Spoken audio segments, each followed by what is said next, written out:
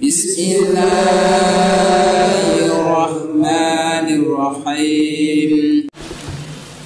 Assalamualaikum warahmatullahi wabarakatuh. Bismillahirrahmanirrahim. Alhamdulillahirabbil alamin wassalatu wassalamu ala asyrafil anbiya'i wal mursalin sayyidina wa habibina wa maulana wa qurrati ayunina Muhammadin wa ala alihi wa ashabihi wa man tabi'ahum bi ihsanin ila yaumiddin. Rabbi shrah li sadri wa yassir li amri wa hlul 'uqdatam min lisani yafqahu qawli. Rabbi zidna ilma wa rzuqna fahma, amin ya rabbal alamin. Amma ba'du. Teman-teman semua, mari kita mulai ngaji ini dengan hadiah Al-Fatihah seperti biasa. Pertama kepada junjungan kita Nabi besar Muhammad SAW, kepada para istri-istrinya, sahabat tabi'in, tabi'ut tabi'in, kepada awliya, asyuhada, as-salihin, al-mu'allifin wal musannifin, terutama kepada Hujjatul Islam Abi Hamid Al-Ghazali qaddasallahu sirrah wa nawwara dhariqah wa dambarakati wa nafa'ana bi'ulumih. Juga kita hadiahkan Al-Fatihah kepada para pendiri Jamiah Nahdlatul Ulama dan Jamiah Islam yang lain. Wabil khusus kita hadiahkan kepada Hadratus Syekh Mbah Hasyim Asy'ari dan juga para muassis NU yang lain, Ki Wahab, Ki Bishir Sansuri, Mbah Wahid, Gus Dur, Ki Maksum, juga kepada Mbah Abdullah Salam, Ki Sal Mahfud. Hadiah Al-Fatihah untuk ayah saya Ki Abdullah Rifai, emak saya Ibu Nyai Salamah, dan Ibu Nyai Fatmah, kepada para guru-guru kita, saudara-saudara kita. Lahum jami'an Al-Fatihah. A'udzubillahi minasyaitonirrajim. Bismillahirrahmanirrahim. Alhamdulillahirabbil alamin arrahmanir rahim maliki yaumiddin iyyaka na'budu wa iyyaka nasta'in ihdinas siratal mustaqim siratal ladzina an'amta 'alaihim ghairil maghdubi 'alaihim waladdallin amin. Bismillahirrahmanirrahim. Qala al-muallif rahimahullahu ta'ala wa nafa'ana bihi wa bi 'ulumihi fid dharain amin.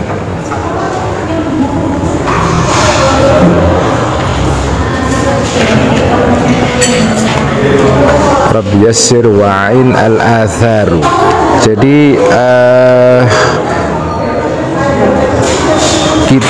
bagian yang menjadi pembahasan di dalam kitab ini sebetulnya adalah pembahasan tentang Kitabul Ghadab, ya, kitab mengenai marah.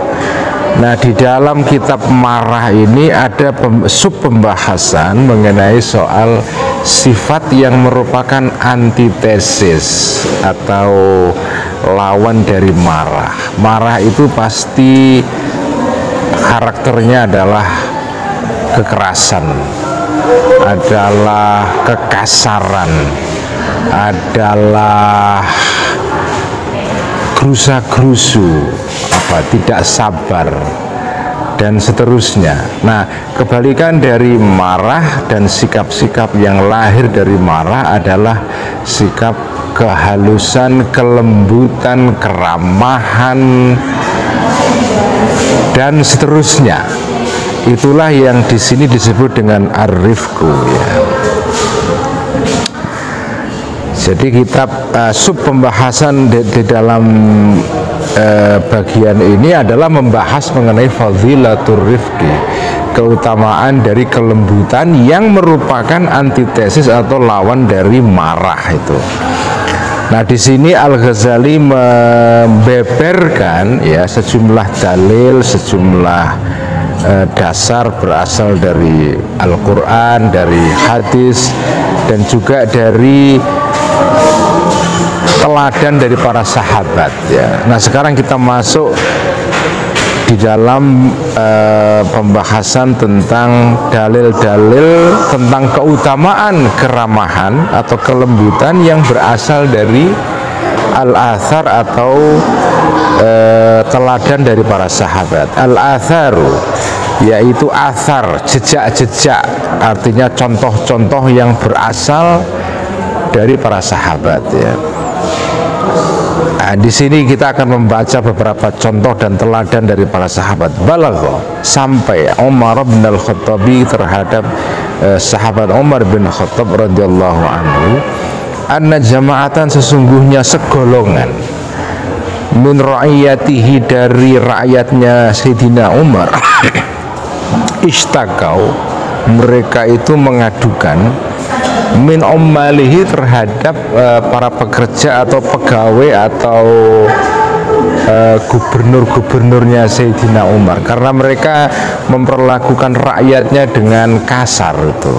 Lalu para rakyat ini mengadu kepada Sayyidina Umar sebagai khalifah, ya. Mereka mengadukan itu, istakau. Fa'amara, maka memerintahkan Sayyidina Umar hum, kepada ummal, kepada para pegawainya atau para gubernurnya Sayyidina Umar, an yuwafu, untuk menemui mereka ini hu, kepada apa namanya, kepada Sayyidina Umar, ya. An yuwafu, untuk menemui para ra'iyah tadi ini, kepada an yuwafu, untuk menemui para rakyat tadi tuhu, kepada Sayyidina Umar. Falamma atau, maka ketika datang para rakyat ini hu, kepada Sayyidina Umar, qama, maka berdirilah Sayyidina Umar, fahamida, maka memuji Sayyidina Umar Allah, kepada Allah, wa athna, dan memuji alaihi, terhadap Allah. Thumma qala, kemudian berpidato Sayyidina Umar ini, ayyatuhar ra'iyatu, wahai rakyat, innalana, sesungguhnya bagi kami para penguasa, alaikum, terhadap kalian para rakyat, hakon, ada hak, kewajiban yang harus ditunaikan oleh rakyat,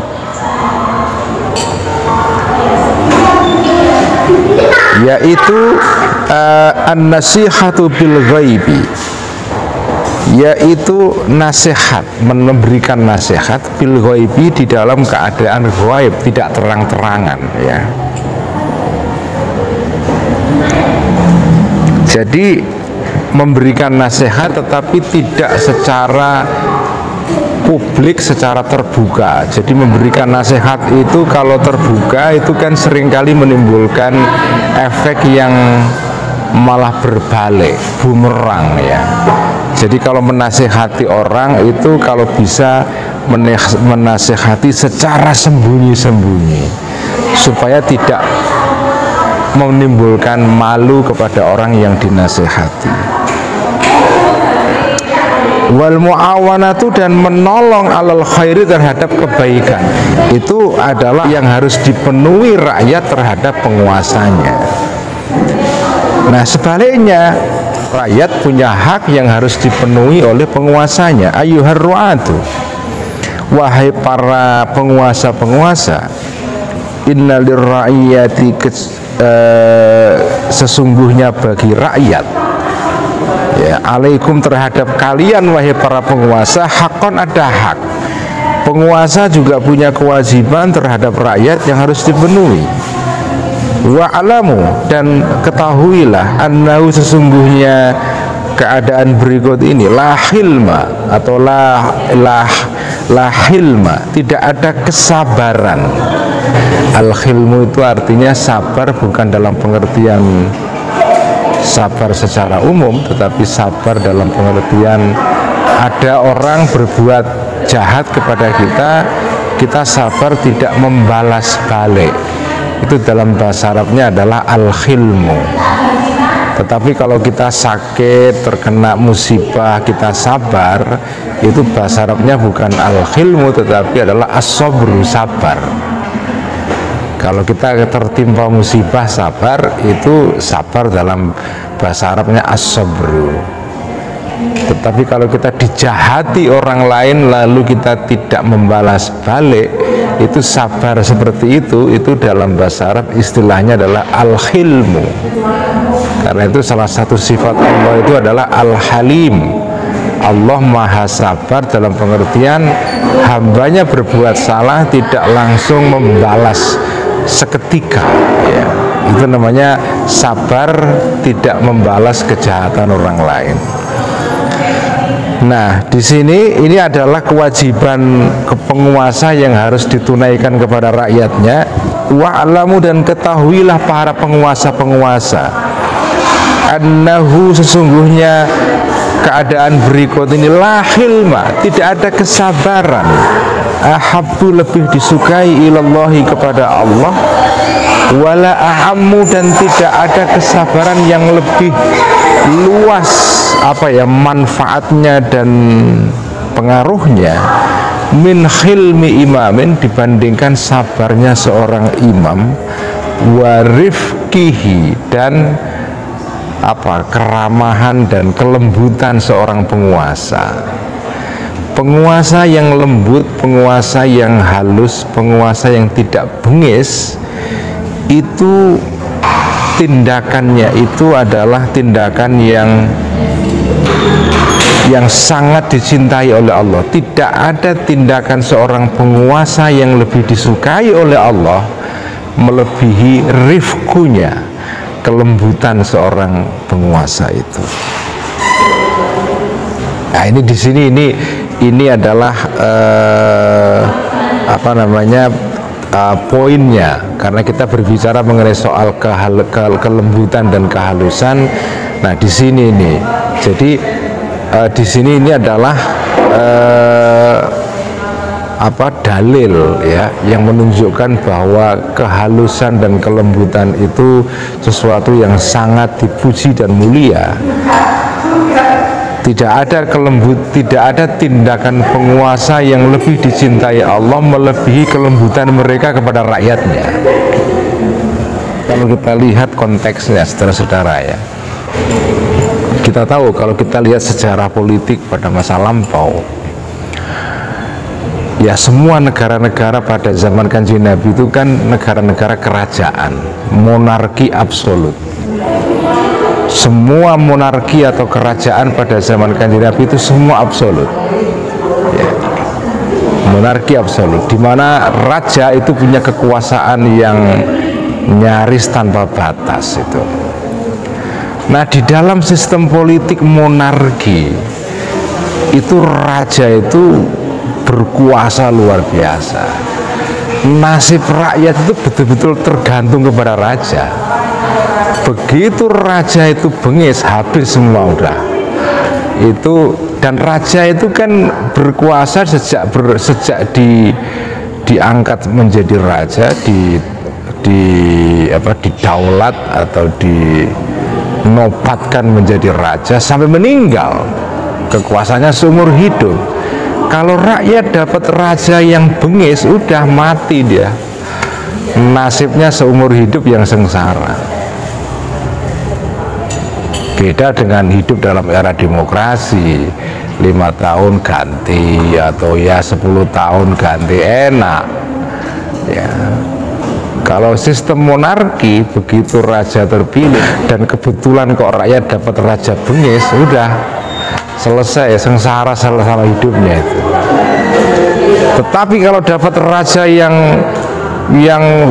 baik sekali dan lembut dan sayang kepada rakyatnya, yang rifkun ya, yang rofiqun, ya udah rakyat makmur itu. Makmurnya juga makmur selama-lamanya sampai raja meninggal. Jadi memang plus minus itu. Kalau dalam era demokrasi ini kebetulan kita dapat penguasa yang bagus, dia bagus cuma 5 tahun saja. Setelah itu diganti, kita nggak tahu yang menggantikan siapa. Jadi nah, kalau dalam sistem monarki kita dapat raja yang bagus, beruntung, bagus sampai bertahun-tahun sampai meninggal raja itu. Kalau dia hidup sampai 50 tahun, ya sudah, rakyat akan hidup makmur sejahtera selama 50 tahun. Satu generasi itu. Begitu dia dapat raja yang bengis, raja yang tidak rifkun, tidak sayang kepada rakyatnya, ya sudah selesai. Rakyat akan sengsara selama raja itu berkuasa itu. Makanya di sini tidak ada sesuatu yang dicintai oleh Allah melebihi sayangnya seorang raja kepada rakyat. Nah, di dalam sistem demokrasi itu lebih enak karena kalaupun kita dapat penguasa yang jelek, ya paling jelek 5 tahun saja kan. Kayak di Amerika Donald Trump, presiden yang tidak baik, ya paling 4 tahun saja itu diganti. Coba kalau Donald Trump itu menjadi presiden atau penguasa di era kerajaan atau monarki, habis itu bangsa Amerika itu. Dia akan dipimpin oleh presiden yang seperti itu selama hidup dia. Walaisa, dan tidak ada jahlun, kebodohan, abghadha, itu lebih dibenci ilallahi, terhadap Allah, lebih menimbulkan marah ilallahi, kepada Allah, wala aghamma, dan tidak lebih menimbulkan kesedihan min jahli imamin, daripada kebodohannya seorang penguasa, wa khurkihi, dan apa, sama kebodohan, tapi kebodohan yang level tinggi itu khurki ya. Jadi kalau penguasa itu bodoh, tidak sayang kepada rakyatnya, itu juga merupakan tindakan yang yang sangat dibenci oleh Allah. Jadi tindakan yang disayang oleh Allah, yang paling disayang oleh Allah dari penguasa adalah penguasa yang sayang kepada rakyatnya. Sebaliknya, tindakan yang dibenci oleh Allah dari seorang penguasa adalah penguasa yang tidak sayang kepada rakyatnya.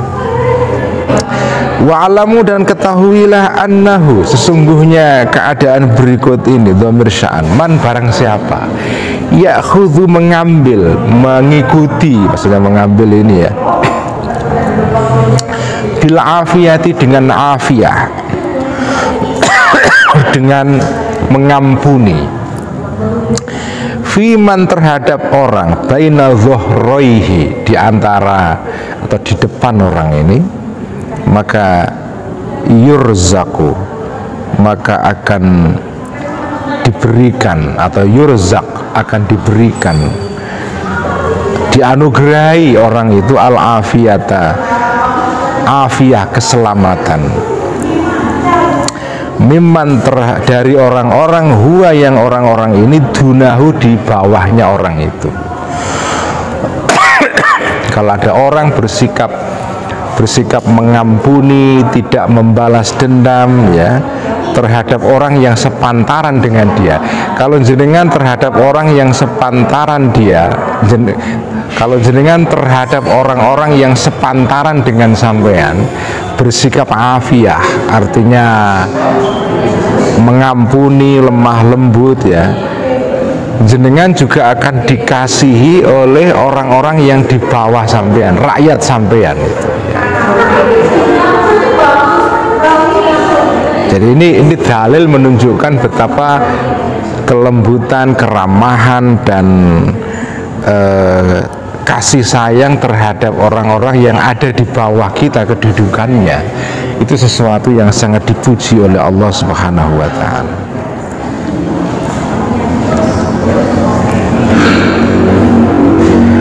Wa qala, dan berkata Wahb bin Munabbihin, seorang tabi'in bernama Wahab ibn Munabbih ya.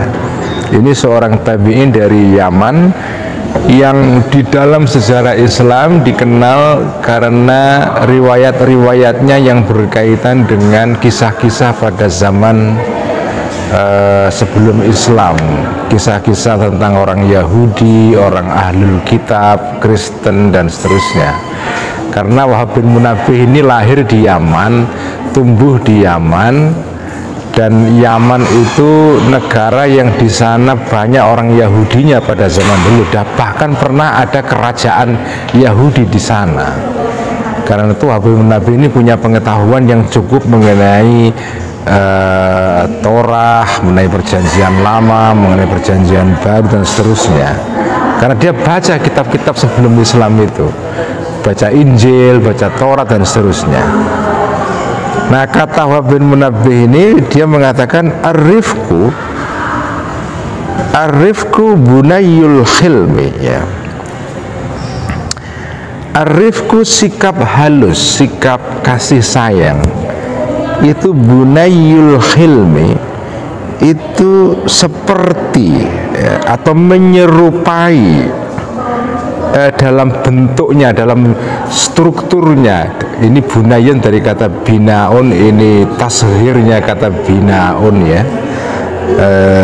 Bunayun,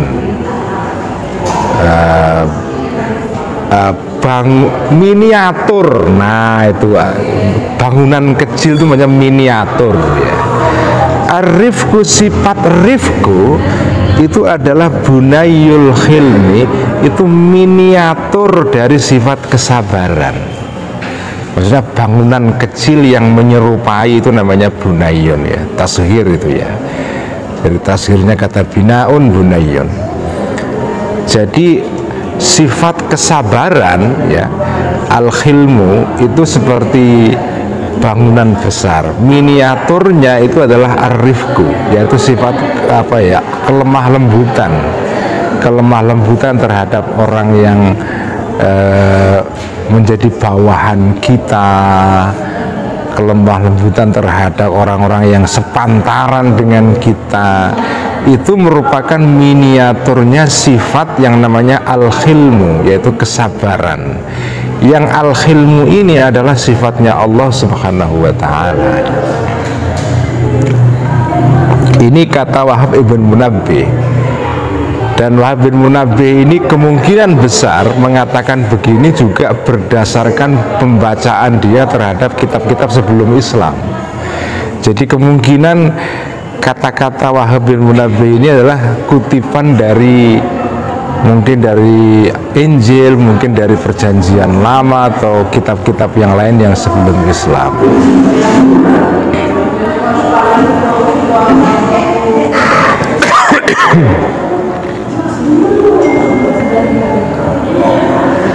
Waqala, dan berkata Amr bin al-As, Amr ibn As, libnihi, kepada anaknya Amr ibn As, ya. Abdillahi, yaitu Abdillah, ya.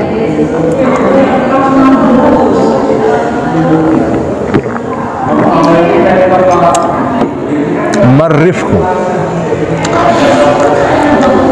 Amr bin As, seorang sahabat, bertanya kepada anaknya Abdullah, marifku, apakah itu kelembutan? Wahai anakku,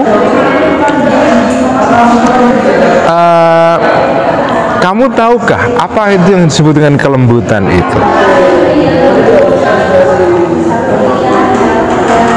Qala, menjawab anaknya ini, ya. Jadi anaknya ditanya, jadi bapaknya bertanya kepada anaknya. Lalu anaknya menjawab, qala, berkata Abdullah, antakuna dzata anatin wa tulayyina al-wulata. Antakuna, ada engkau, dza anatin atau dza inatin, memiliki kesabaran, apa ya, anatin itu sampean tidak gerusa-gerusu, itu namanya anatin, ya. Watulayina, dalam keadaan, ya, ini jumlah haliyah, watulayina, dalam keadaan Anda ini bersikap lemah lembut, al-wulata, kepada para penguasa. Itulah namanya ar-rifku itu. Jadi, tapi ini kita bicara tentang ya, dalam konteks kerajaan pada masa lampau. Raja-raja zaman dulu itu kalau menghadapi orang yang menentang kekuasaannya, itu bisa bertindak bengis sekali. Benar, bisa dibunuh, bisa dipenjarakan itu. Nah, karena itu rakyat itu harus hati-hati. Kalau mau nasihati raja itu ya harus hati-hati. Sampean kalau mau menasihati raja itu harus lemah lembut. Begitu sampean itu berkata-kata kasar atau tidak lemah lembut, itu ya udah habis. Karena itu definisi rifku itu adalah sampean kalau berhadapan dengan penguasa itu hati-hati. Itulah rifku. Karena sampean hidup di dalam era monarki. Kalau demokrasi ya lain lagi ya. Dengan kritik penguasa ya biasa ya. Jadi ini apa ya, ajaran di dalam konteks kekuasaan yang otoriter seperti monarki pada masa lampau. Qala, bertanya lagi Amr ibn As. Amr bin As ini adalah seorang penguasa juga. Dia pernah menjadi gubernur Mesir. Dia ini adalah panglima yang memimpin pasukan Islam menaklukkan kota Mesir. Itu Amr bin As. Dan setelah dia berhasil menaklukkan kota Mesir, dia menjadi penguasa di sana. Jadi Amr bin As ini penguasa, ini gubernur yang kekuasaannya luar biasa. Allah berkata lagi Amr bin As, famal khurku. Apa itu definisinya khurku? Khurku itu artinya tindakan ceroboh ya. Ceroboh seenaknya tanpa dipikirkan ya. Kebodohan dalam pengertian luas ya. Qala menjawab Abdullah anaknya Amr bin As, mu'adatu imamika. Tindakan ceroboh adalah memusuhi penguasa kamu. Sekali lagi ini konteksnya kehidupan di era monarki. Sampean hidup di era kekuasaan yang otoriter, terus sampean melakukan tindakan melawan penguasa dengan cara yang seenaknya, itu ceroboh itu. Walaupun sampean saya kan ingin nasihati penguasa, tapi bukan begitu caranya. Itu kebodohan namanya. Itu khurku. Al-khurku. Khurku artinya adalah sampean nekat melawan penguasa sementara sampean nggak punya apa-apa. Itunya al-khurku itu. Goblok kira-kira gitulah. Khurku itu goblok. Sampean mau melawan penguasa tapi tanpa perhitungan, tanpa kalkulasi, tanpa dipikir, nabrak tembok saja. Itu namanya khurku, itu al-khurku itu. Wa munawa'atuman, dan melawan orang yaktiru yang berkuasa orang ini ala dororika untuk mencelakai kamu. Sampean orang kecil tidak punya kekuasaan apa-apa, jadi kan nabrak penguasa yang punya segala-galanya. Itu namanya al-khurku itu. Jadi al-khurku itu adalah lawan daripada ar-rifku. Ar-rifku itu sampean menghadapi penguasa yang otoriter, sampean punya perhitungan, punya kalkulasi, bersikap lembut, tapi sebetulnya sampean kepingin menasehati dia. Itu namanya ar-rifku. Jadi di sini definisi rifku dikaitkan dengan cara menghadapi penguasa. Kalau sampean menghadapi penguasa yang otoriter, lalu bersikap lemah lembut untuk menasehati dia, itu namanya sampean bijak. Sampean bertindak tepat dan baik. Tetapi kalau sampean menghadapi penguasa yang otoriter, kekuasaan yang monarki absolut, tiba-tiba sampean melawan tanpa perhitungan, itu namanya al-khurku. Itu ngawur namanya itu ya. Seorang mukmin itu tidak begitu. Orang mukmin itu ketika melawan penguasa ya dengan perhitungan yang benar gitu loh, tidak seenaknya ya. Nah, saya kira ngaji ya ini cukup sekian, karena pembahasan berikutnya ini kita masuk ke tema baru. Jadi kita sekian saja ngaji ya. Semoga kita bisa mengamalkan ajaran kitab ini. Semoga kita bisa